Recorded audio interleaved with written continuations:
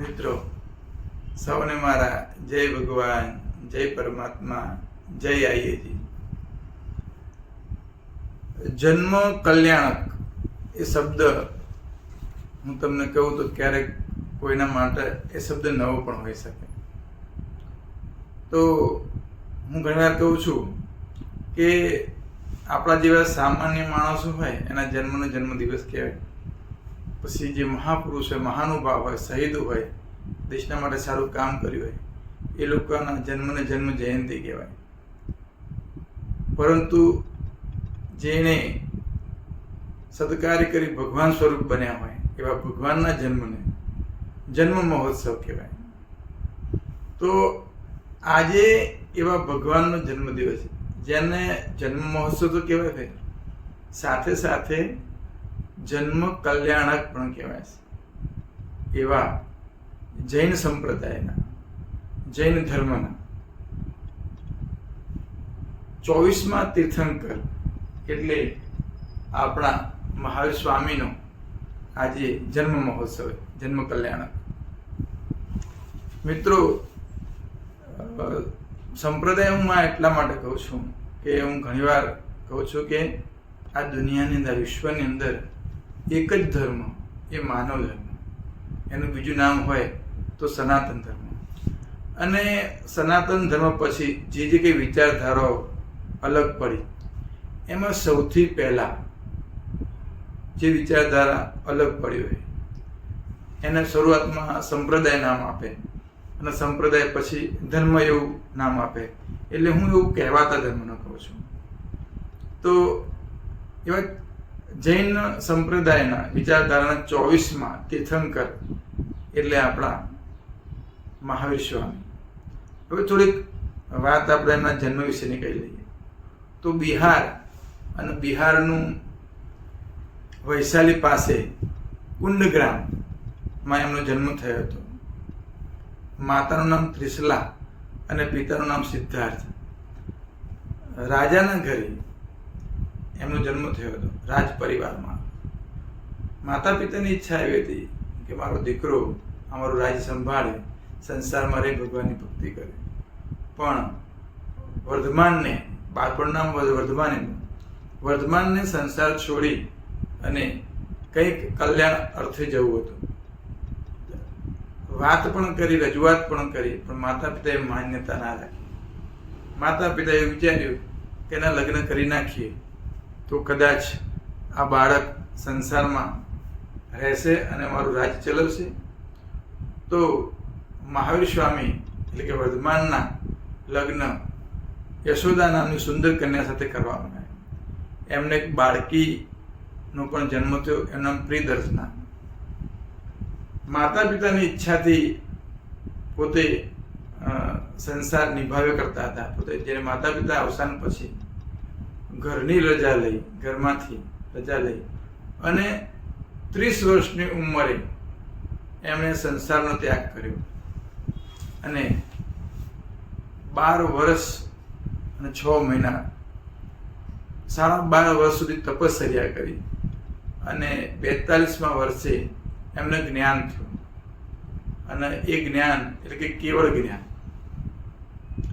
મિત્રો, વર્ધમાનમાંથી મહાવીર કહેવાના, જેમ આપણે હિન્દુ વિચારધારામાં હનુમાનજીને મહાવીર કહેવાના છે. મહાવીર એટલે જેણે ઇન્દ્રિયો ઉપર વિજેતા પ્રાપ્ત કરી હોય, જે સાહસ, જે નીડર હોય એને મહાવીર કહેવાય. એમના જીવનમાં બાળપણથી નાના નાના એવા પ્રસંગો એવા છે, ક્યારેક આપણે એ બધા પ્રસંગો આપણે કહી નહીં શકીએ, પણ એવા પ્રસંગો છે. એ સર્પનો પ્રસંગ હોય, સર્પનો, કે પછી કોઈ એવા વ્યક્તિ કે જે ભૂત જેવા હોય એવા વ્યક્તિના પ્રસંગ હોય. એવા પ્રસંગમાં પોતાની એક નિડરતા, એનું સાહસ બતાવ્યું હતું અને મોટા થયા પછી ઇન્દ્રિયો પર વિજય મેળવ્યો હતો. આવા એમના ગુણોના કારણે એ મહાવીર કહેવાય. અને બીજું જીન પણ કહેવાય. જૈન ધર્મમાં જીન શબ્દ આવે છે. જે ઇન્દ્રિયો પર વિજય મેળવે એને જીન પણ કહેવાય. તીર્થંકર, 24માં તીર્થંકર એવા આપણા મહાવીર સ્વામી. તીર્થંકરનો અર્થ છે કે સંસાર સાગર, એનો તીર્થ કહેવાય. આ તીર્થ છે એ સંસાર સાગરની અંદર જે મુક્તિનો માર્ગ બતાવે, જેમણે જેને મુક્તિના માર્ગ બતાવ્યા છે એ બધા તીર્થંકર કહેવાય. આપણે ઘણા એવું કહીએ છીએ કે જૈન ધર્મના સ્થાપક, પણ ખરેખર મહાવીર સ્વામી જૈન ધર્મના સ્થાપક નહોતા. જૈન ધર્મ, જૈન સંપ્રદાય તો બહુ જ સમય પહેલાથી ચાલ્યો આવતો હતો, પણ એમણે સત્ય, અહિંસા, અપરિગ્રહ અને સાથે છેલ્લું પાંચમું છે બ્રહ્મચર્ય. એ બ્રહ્મચર્યને એડ કરી અને 5 મહાવ્રતો આપ્યા. એટલે એમણે જૈન સંપ્રદાયને નવ સંસ્કરણ કર્યું હતું, એક નવું રૂપ આપ્યું, નવો ઓપ આપ્યો. અને એટલે તો પછી 24માં ભાઈ કોઈ 25માં તીર્થંકરની જરૂર ના પડી. છેલ્લા 24માં તીર્થંકર તો સૌથી પહેલા તીર્થંકર હતા ઋષભદેવ. તો ઋષભદેવ છે એ જૈન સંપ્રદાયમાં સૌથી પહેલા તીર્થંકર. અને આ તીર્થંકર છે એમની જે વાત છે એ આપણા હિન્દુ વિચારધારામાં, હિન્દુ સંપ્રદાયની અંદર જે 24 અવતારો કહેવાય, એમાં જે 8મા અવતાર છે એ ઋષભદેવ છે. પહેલા અવતાર સનકાદિત્ય શરૂ કરીને છેલ્લા અવતાર કલ્કી અવતાર 24માં, એમાં બી આપણા બી 24 અવતારો છે. અહીંયા 24 તીર્થંકર પર છે. તો 8મા જે ઋષભદેવ હતા એ આપણા હિન્દુ વિચારધારાની અંદરના જે ભગવાન છે એ ઋષભદેવ એમના પહેલા તીર્થંકર હતા. મિત્રો, આપણે ગાંધીજીના એક ગીતને બધા આપણે લગભગ જાણીએ છીએ કે સત્ય, અહિંસા, ચોરી ન કરવી, વણ જોઈતું ન વસંગરવું, બ્રહ્મચર્યને જાતે મહેનત કોઈ અડે ન અભડાવવું, અભય સ્વદેશી સ્વાદ ત્યાગને સર્વ ધર્મ સરખા ગણવા, એ 11 મહાવ્રતોને દ્રઢ મને પણ આચરવા. 11 જે મહાવ્રતો ગાંધીજી પોતાના સત્યાગ્રહ આશ્રમની અંદર, પ્રાર્થનાની અંદર જે સામેલ કર્યા હતા, એમાં જે 5 મહાવ્રતો સૌથી પહેલા છે, એ 5 મહાવ્રતો છે એ જૈન સંપ્રદાયના, એમાં ખાસ મહાવીર સ્વામીએ વધારે સમજણ આપીને બનાવેલા એ 5 મહાવ્રતો છે. એ 5 મહાવ્રતોનો ઉપદેશ ખાસ મહાવીર સ્વામીએ સુંદર રીતે આપ્યો હતો. મિત્રો, જીવો અને જીવવા દો, એમનો મુખ્ય ઉપદેશ આ હતો કે દરેક જીવને આ દુનિયામાં, આ વિશ્વમાં, આ સૃષ્ટિમાં જીવવાનો અધિકાર છે. એ ચાહે પક્ષી હોય કે પ્રાણી હોય, જીવજંતુ હોય કે મનુષ્ય હોય. તો જીવદયાની વાત કરી, અહિંસાની વાત કરી છે. મન, વાત, વચન, કર્મથી કોઈને દુઃખ ના આપવું, એવી સુંદર વાત. જ્યારે કોઈ વિચારધારા અલગ પડે ત્યારે એક પોતાને એક નવી વાત, નવી દર્શન આપે. તો જૈન સંપ્રદાયમાં પણ પોતાના અલગ અલગ ગ્રંથો પણ છે. આગમ ગ્રંથથી શરૂ કરી અને ઘણા બધા ગ્રંથો પણ જૈન સંપ્રદાયમાં છે. મિત્રો, જે હું તમને જે લગ્ન એના વાત કરું છું, એમાં 2 વસ્તુ આવે છે કે મહાવીર સ્વામી જે લગ્ન કર્યા છે એ દિગંબર જે એમનું જે સંપ્રદાય છે એની અંદર જુઓ, જૈન સંપ્રદાયની અંદર બી 2 મુખ્ય 2 પંથ અલગ પડે છે. એક દિગંબર અને શ્વેતાંબર. શ્વેતાંબર એટલે સફેદ વસ્ત્રો પહેરવાવાળા, અને દિગંબર એટલે દિગ અને અંબર. દિગ એટલે દિશા અને અંબર એટલે વસ્ત્ર. જેનું વસ્ત્ર દિશાઓ જ છે. એટલે જે દિગંબરમાં વસ્ત્રો પહેરતા નથી, જે વસ્ત્રો નથી પહેરતા એ દિગંબર, અને જે સફેદ વસ્ત્રો પહેરે છે એ શ્વેતાંબર.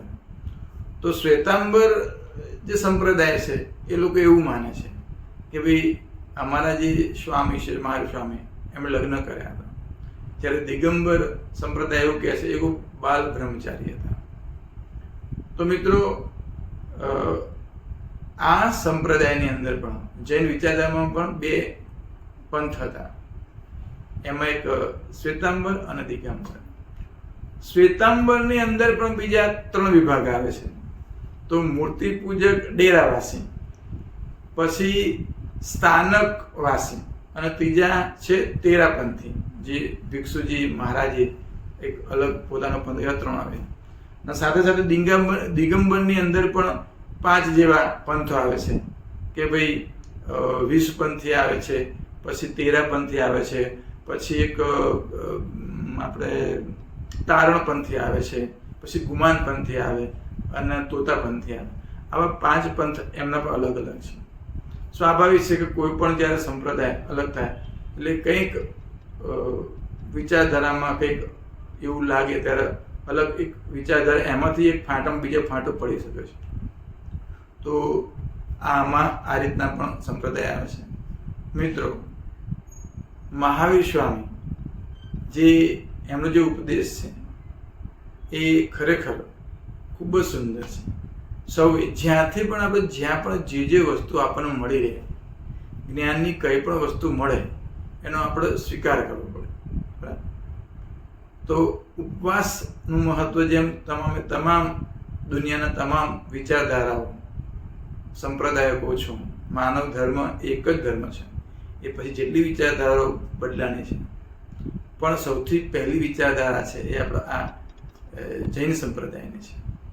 તો એવા સુંદર મજાના 5 વ્રતો આપનારા એવા મહાવીર સ્વામીનો જે જન્મ જયંતિ છે, જન્મ મહોત્સવ છે, જન્મ કલ્યાણક છે. તો એમના જીવનમાં થોડો અભ્યાસ કરીએ. મિત્રો, જૈન વિચારધારામાં જે શ્રમણ માર્ગ આવે છે એની શરૂઆત વૈદિક વિચારધારા પછી હું ઘણા કહું છું કે મુખ્ય ધર્મ માનવ ધર્મ, પછી એ માનવ ધર્મ એટલે કે સનાતન ધર્મ. સનાતન ધર્મની જે મુખ્ય વિચારધારા છે એ વૈદિક વિચારધારા કહેવાય. પછી એને આપણે એનું નામ આપણે હિન્દુ વિચારધારા પણ કહી શકીએ છીએ. તો આ જે મેઇન મુખ્ય વિચારધારા હતી વૈદિક વિચારધારા, એમાંથી જે આ અલગ વિચારધારા બની સૌથી પહેલાં, એને હું જૈન વિચારધારા કહું છું. તો એમાં જે શ્રમણ માર્ગ છે એટલે કે સાધુ અને સંતોનો, સાધ્વીઓનો, એની શરૂઆત જૈન વિચારધારા ખાસ થઈ છે. અને જૈન અને બૌદ્ધ વિચારધારા, ત્યાંથી આ જે સાધ્વી અને સંતો મતલબ કે બ્રહ્મચારી લોકોનો જે એક સમૂહ છે એ ત્યાંથી શરૂ થયો છે.